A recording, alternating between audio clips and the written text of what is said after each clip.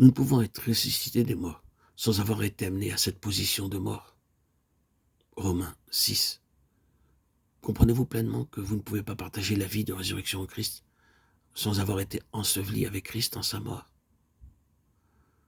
Votre fondement, votre base est dans sa mort. Notre base est le roc du calvaire.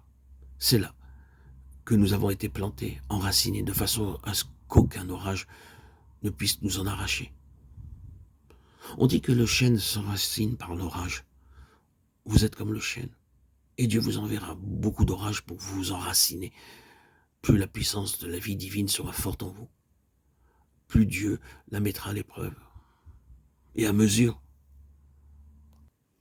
qu'il la met à l'épreuve, elle se fortifie dans ses racines.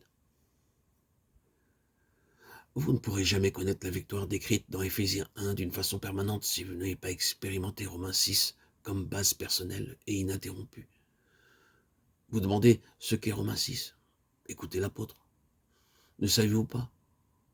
Oui, nous sommes ignorants. Les 99% de l'Église sont ignorants. Ils pensent que Romains 6 est seulement de la théologie. Ils ont relégué ce chapitre sur les planches de leur bibliothèque théologique. Oui, ceci vient aussi du prince de l'air.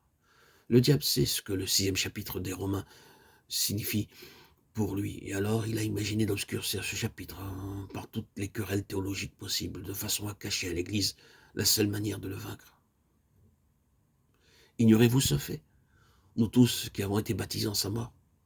Savez-vous ce que cela signifie d'être saisi par l'Esprit, d'être planté avec Christ en sa mort? Non pas en théorie, mais expérimentalement, dans une conformité réelle, celle dont Paul parle au verset 5. Baptisé en sa mort.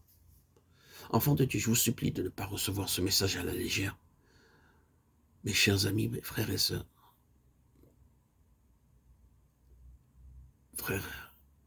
en Christ, quand vous serez dans la gloire, vous regretterez amèrement d'avoir entendu ces choses, de les avoir critiquées et comme étant simplement des études ou des idées sur la vérité. Il vous faudra alors en rendre compte.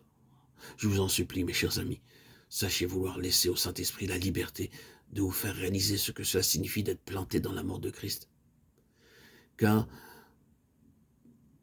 mes chers frères et sœurs, c'est seulement ainsi que vous deviendrez conforme à l'image du Christ. Il n'y a pas d'autre moyen. Être baptisé, c'est-à-dire disparaître dans sa mort.